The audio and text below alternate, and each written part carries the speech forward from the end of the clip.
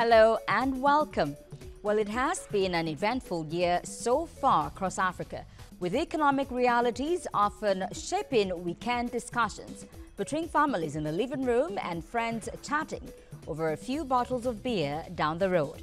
From old concepts evolving to new frontiers emerging, growing political demands across Africa are now capable of reawakening consciousness, reshaping opinions and resetting ideologies. This is Africa This Week, and I'm your guide, Fadishola Shotingwa. We start off the day with earlier in the week. Welcome on board.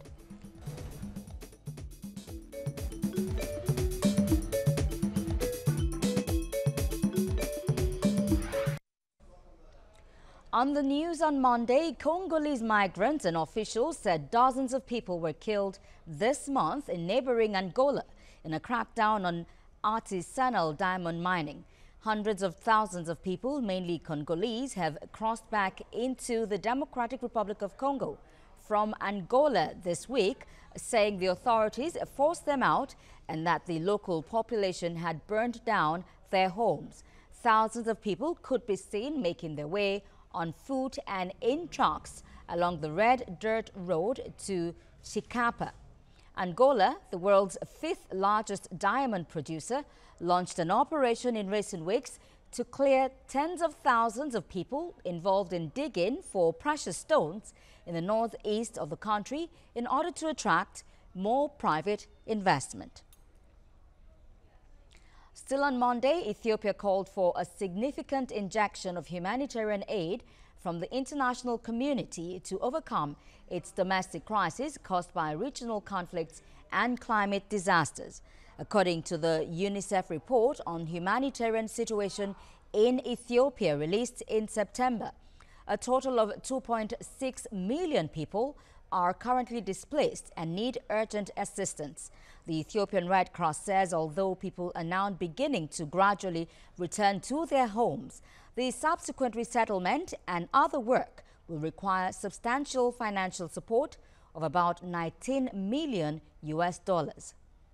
Currently, as you all know, internally there are displaced people in our country. The total number was around 2.8 million. Of course, more than half of them are returning back home, but still there are those who are displaced who want support from the community. To handle this issue, currently our national society requires around 523 million. Well, Congo signed a joint deal on Tuesday with a consortium led by China 3 Gouge Corporation and another Spanish-led consortium to develop its $14 billion Inga 3 hydroelectric project. The Inga 3 project is part of a $50 to $80 billion program to expand hydroelectric dams along the Congo River, but it has repeatedly been delayed by red tape and disagreements between Democratic Republic of Congo and its partners. And after initially competing for the deal, the Chinese investor group and Spanish consortium were asked to submit a joint bid, which they did in June. And despite Congo's massive power potential, only 15% of its 82 million inhabitants have access to electricity, and the nearby capital suffers frequent blackouts. Well, it's Food Day, and it's a day set aside by the United Nations for countries to address issues concerning food security, food safety, as well as map out strategies to tackle hunger and malnutrition. Now, this year's theme is Our Actions Are Our Future, a zero hunger world by 2030. In this report, Jacqueline Ogo takes a look at food supply in Nigeria and the challenges to be addressed. The United Nations Food and Agriculture Program FAO says about 821 million people go hungry every year. And the world's topmost food security outfit, the World Food Program, has described Nigeria as a food deficit country, a description that no doubt calls for an assessment of what the problems are. A large number of Nigerians and the country's farmers live in the rural areas where there is a shortage of food storage facilities. This leads to a huge waste of farm produce. Watchers of the agriculture sector like Mary Alimi, a radio presenter and an agriculture enthusiast, told me the challenges go far deeper. She said a major bottleneck creating artificial food scarcity is the handiwork of middlemen who buy farm produce from farmers at very cheap rates, hoard them to create artificial food scarcity, then later sell to the traders in the open market at higher prices, leaving them with no option than to sell at higher prices too. And when people can't afford the consumables, they start to get rotten, like these tomatoes and pepper, which the traders now sell to anyone willing to buy at a loss. Hoarding food is also something that doesn't make sense, but it's done for profit.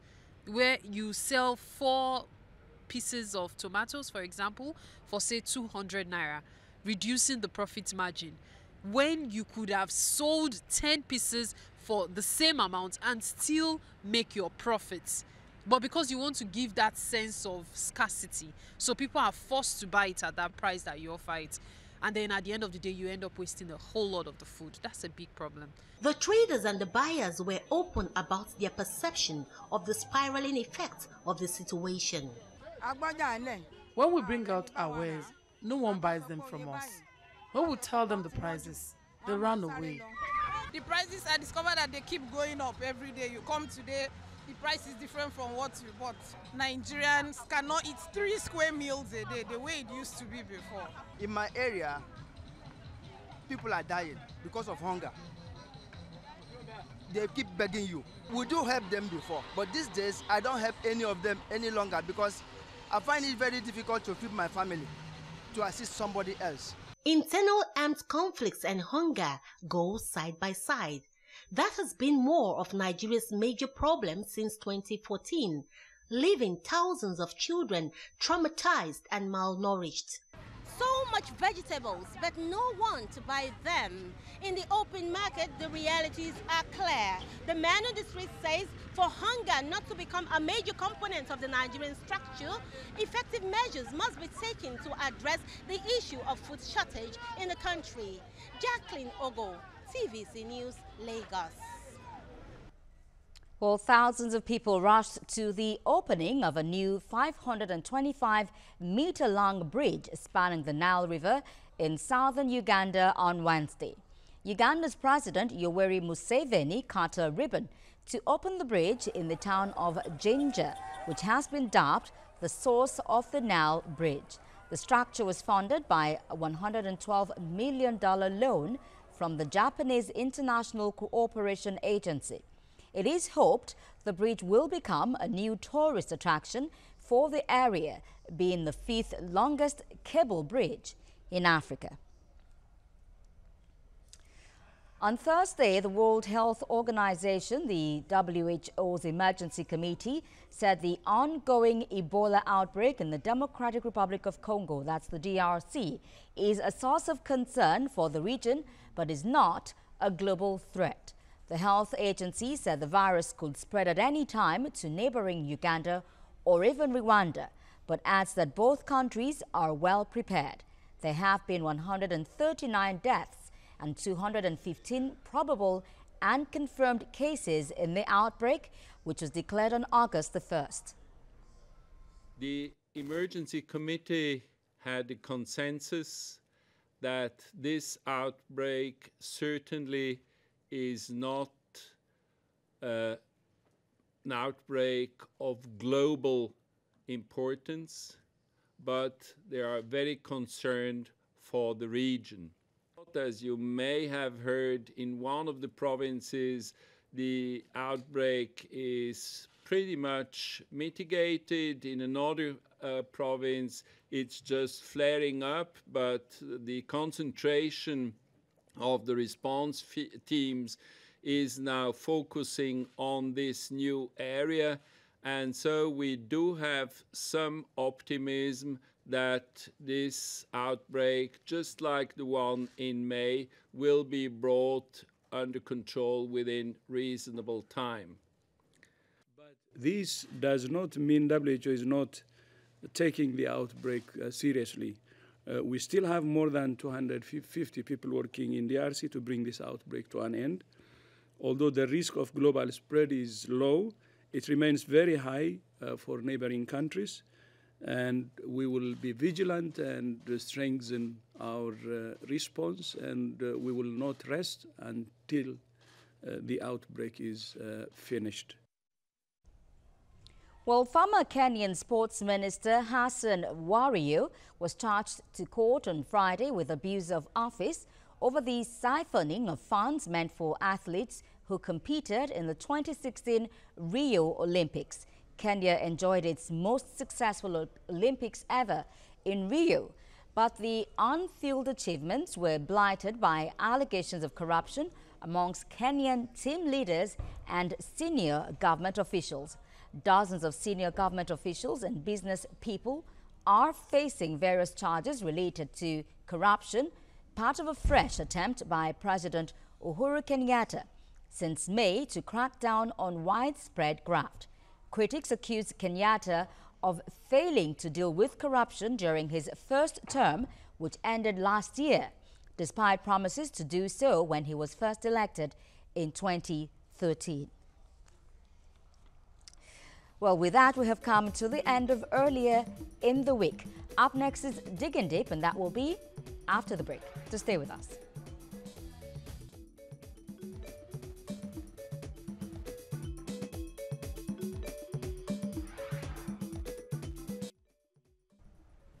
Welcome back to Africa This Week.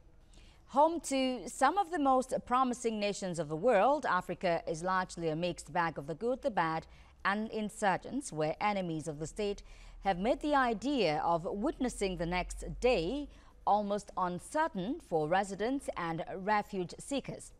In Nigeria, these are heartbreaking, soul-shaking times following the recent death of aid worker Hawa Liman at the hands of terrorists in the country's northeast, whose deadly campaign of violence and brutality continue to leave trails of sorrow, tears, and blood. Now, joining me to dig deep on Africa This Week is Okenna Nebenum, lawyer and political analyst. Thank you. Welcome to the program. Thank you. Good day, Africa. Now, what are your thoughts on the plight of aid workers in Nigeria, particularly the death of Hawa Liman? First of all, I want to condole with the families of the Limans.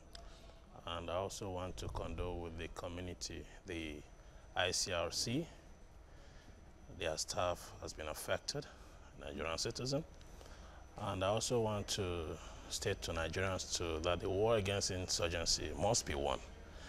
The style of the insurgents is always to create fear and to create uncertainties like this so that they cow the state apparatus. But having said that, the ICRC is not new in the business of humanitarian aid works. And it is the first time it is happening to them in the war on insurgency in the northeastern part of Nigeria. They have been very helpful in previous instances. This is the first time they are having the casualty back-to-back within a month. I want to say that they have had international experiences. They should not be deterred. At a time like this, when the insurgents themselves have resorted to kidnap of aid workers, and in defiance to the Geneva Convention, breaking and breaching the international war crime provisions, it is a time showing that they are so desperate right now, and the war is about getting won completely. And having said that, I also want to make it an observation that this time too, the Nigerian military should be innovative in the tactics of fighting the insurgency. But this is really a dicey situation. You know, on the one hand, you don't negotiate with terrorists. On the other hand, are you just going to leave such people to their deaths? Not really. that the principle that you don't negotiate with terrorists is to the extent that you don't encourage them with brazen impunity to encourage them to do more.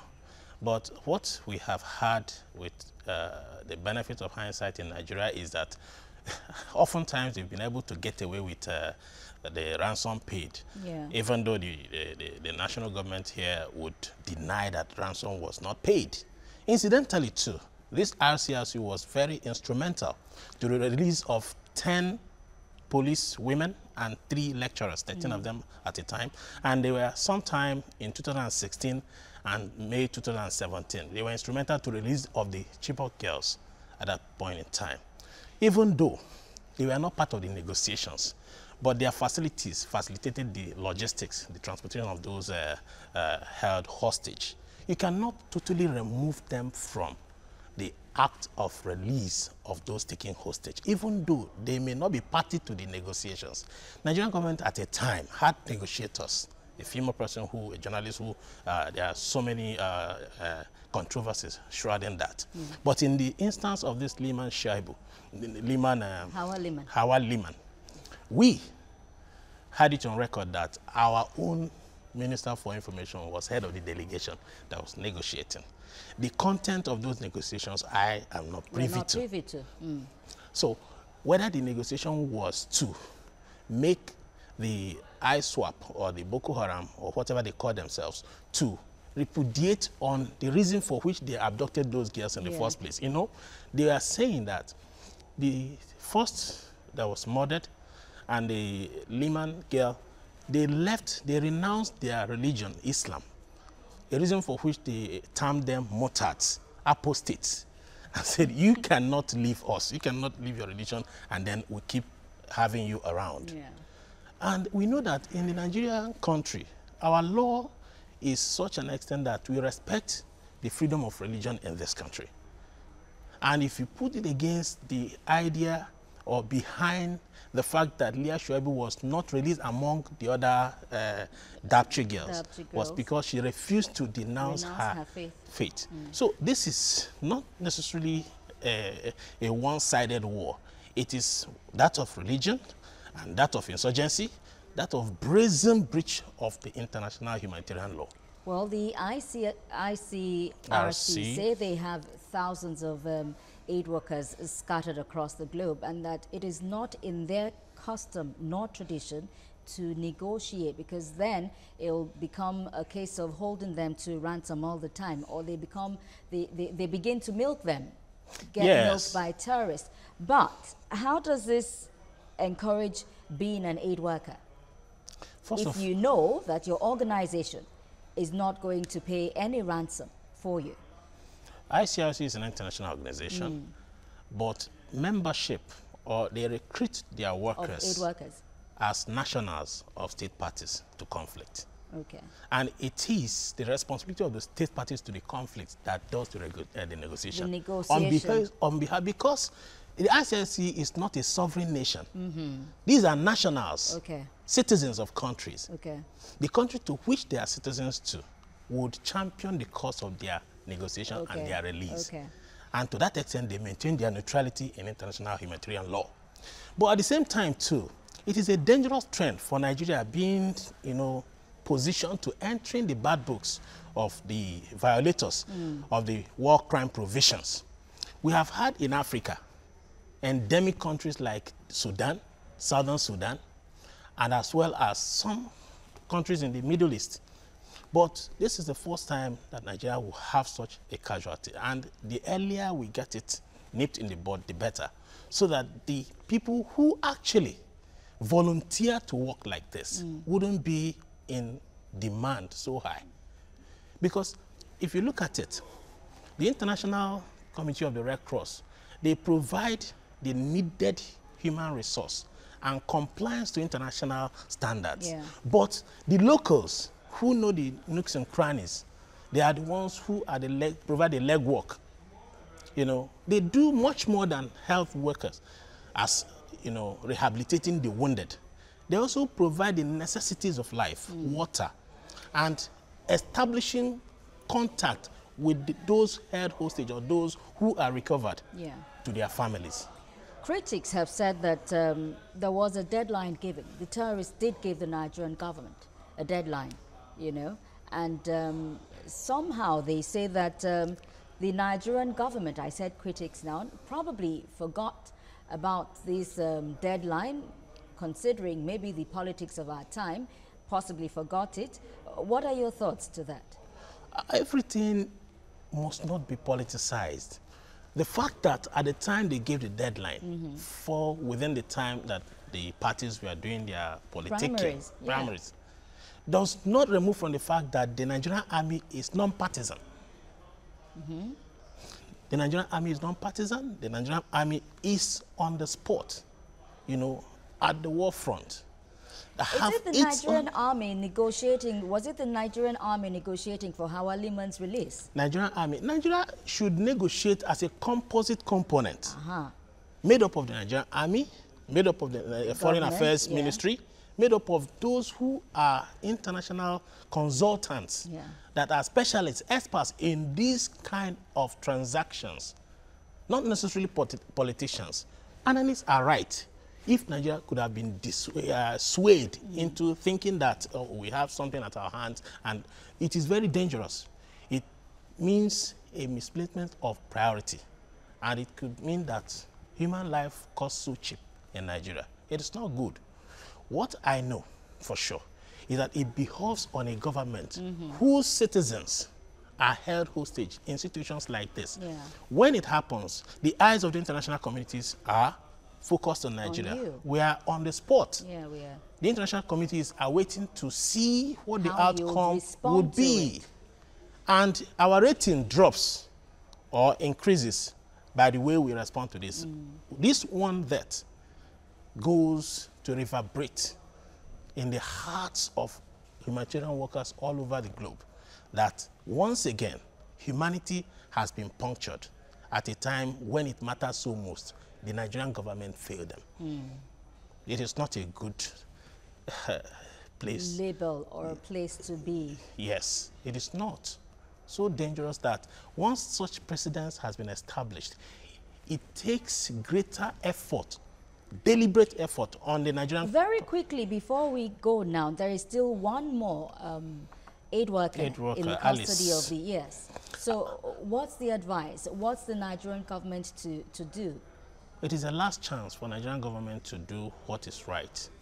Whatever we've not done well in the past instances, Alice's fate shouldn't be the same as the previous ones. Okay, Nanebedum, lawyer and political analyst, thank you for being here. Thank you too.